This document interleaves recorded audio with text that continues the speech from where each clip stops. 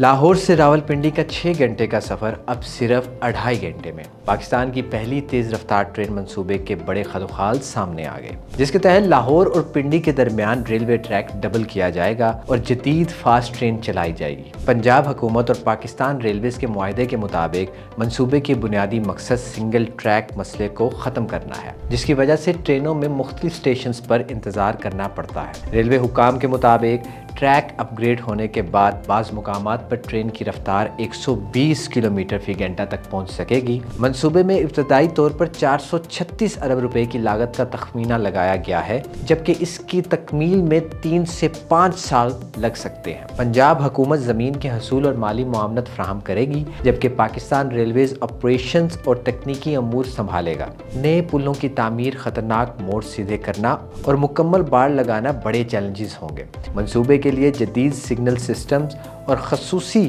Fast train بھی درآمد کی جائے گی۔ مزید تفصیلات کے لیے دیکھتے رہیں وی نیوز.pk۔